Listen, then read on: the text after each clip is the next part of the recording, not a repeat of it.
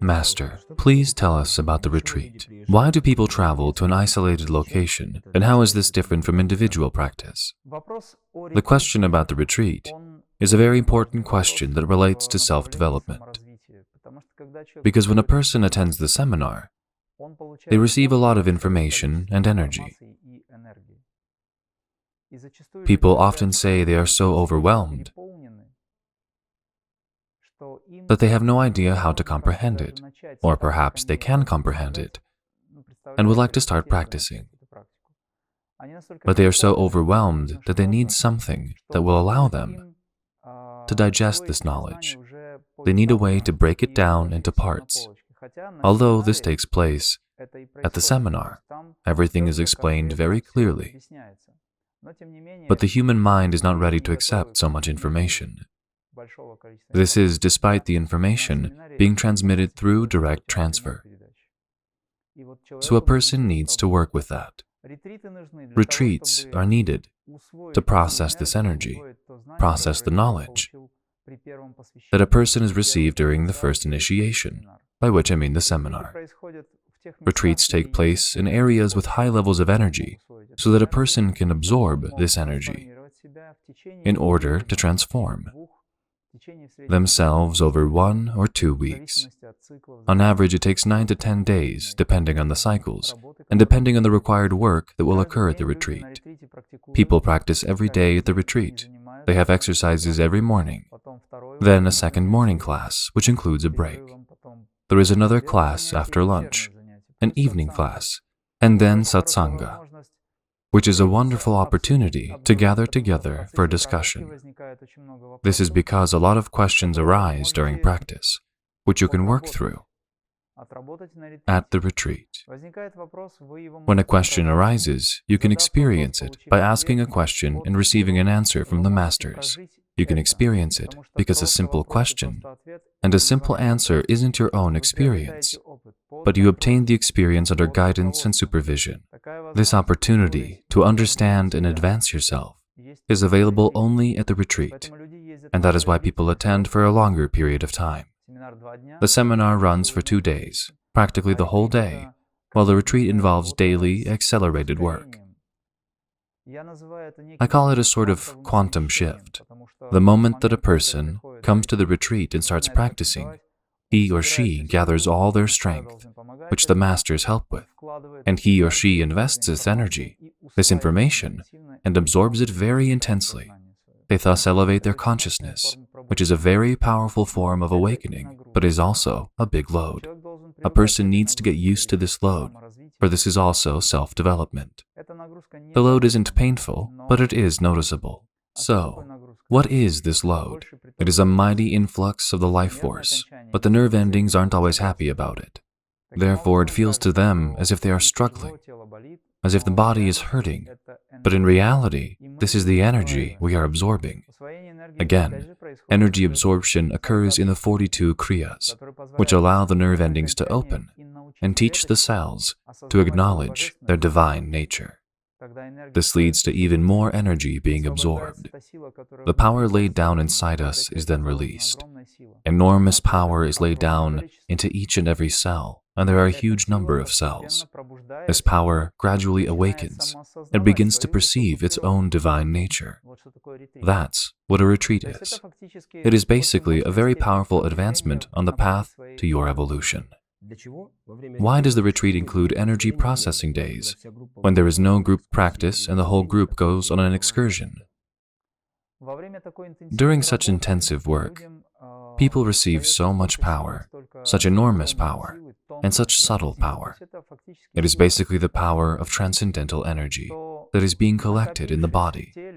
Having, figuratively speaking, opened these centers, gradually opening these centers, time is required to reduce the load so that this energy can be processed. For example, after every Raja Yoga, after every special technique, I recommend lying down in the Savasana corpse pose to absorb the energy, which is absorbed during relaxation, but during relative rather than complete relaxation. because energy dissipates during complete relaxation. That is why we create this kind of relaxation when we have a break between classes. During the day, the excursion day, people enjoy seeing places of power, and absorbing the energy in passive practice, because practice takes place anyway when we converse. We travel together. It is a satsanga day, which is necessary to process this energy and to gain further understanding. That is why we have an excursion on this day, to combine business and pleasure. This break is very important, to allow the energy to be processed so that a person can advance to a higher level. The day after the excursion day, the next day, people can really feel within their bodies, especially physically, that their practice has improved, and they feel that they have made progress. Of course, the masters continue working during the excursion day, since it is a continuation of the internal transformation, by which I mean helping people to ensure that this energy occupies the right levels of the consciousness in the body, and starts to work even faster to achieve evolution. This means that the masters work the whole time, while the students need to work a little, but also take a break. Master, how often do the retreats take place? How is the retreat location chosen? And why is one of the retreats held in India? What is the reason for this? These are the sort of questions we receive about the retreats. When do the retreats take place? At what time? And how many times per year? The thing is, the seminar itself takes time, and preparing for the seminars is a very serious process. We usually run several seminars per year, where a sufficient number of people gather who are drawn to this approach. To put it plainly, we usually hold 2 retreats per year, one in the spring and one in the autumn. This is convenient for people. We arrange the retreats in such a way that people can fly in or drive in from other countries. This is convenient for people who are working, busy people. The thing is, the approach that I'm talking about, the approach that I teach and transmit to people, is a science and not a religion. It is important to understand that people who attend from other countries, they aren't religious people. They might have a religious aspect, so they may be a member of a particular denomination, but on the whole, they are not religious in everyday life. This is a spiritual practice. We aren't involved in developing or enhancing a denominational approach. However, we do travel to places where the religious aspect is present.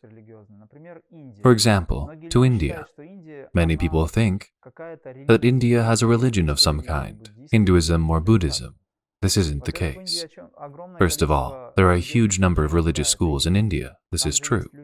But there are also people who aren't religious. Who aren't religious, yet aren't simply people, but are spiritually advanced, which is an even higher spiritual level. We visit places that have religious connections, but we aren't religious. We visit these sites simply because they are places of power. They are very beautiful, well-designed, and comfortable for visitors. We visit these places to learn about the culture of the country or countries. This is very important because this is also the energy where the Creator is present. But we're not interested in only the religious aspect. We are interested in spirituality, and we nurture this spirituality through the internal work. We feel objectively positive toward all confessions. For religion is a path to the higher, a foundation. And as Gurdjieff said, the 4th part is the spiritual level of consciousness. It is what binds us close to the higher. This is the direction that we call Kriya. This is precisely what binds us, shortening the distance between the limited human consciousness and the boundless cosmic consciousness. Retreats thus allow a person to traverse a faster and more intensive path towards shortening the distance between the mind and the cosmic consciousness.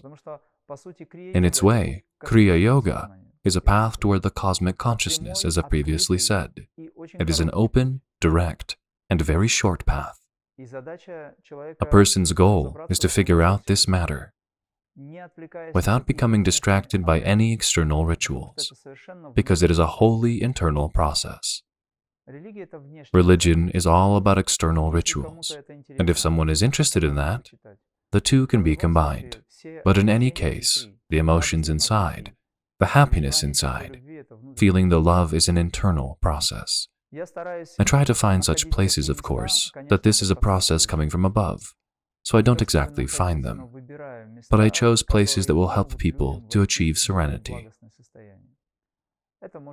There may be mountains, there may be forests, places of power, but particularly places that delight the eye. People enjoy being there. And already this brings harmony to a person's external environment. It is easier then for a person to enter their internal space. If a person lives in a place they don't like, they can accept this as a spiritual transformation. Of course, they can resign themselves to it, but this person will be distracted because their mind will be unsettled and unhappy in this place. This is an opportunity to release the tension and release the stress. A person is busy working, busy with their life, working, and then they come to this beautiful, very beautiful, energy-filled, calm and peaceful place. Forests, mountains with a view of the sea. Everyone wants to holiday at a resort, after all. But what is a real resort? The ability to calm the mind. Externally, it's mountains, of course, for mountains emanate special energy. Or, if I was to make a joke, I would say that while we are in different places, in Montenegro in this case, I am preparing people to fall in love with the Himalayas. The Himalayas are not just mountains. In truth, they are a special place. And the highest mountain isn't actually Mount Everest, 8,800 meters tall, etc.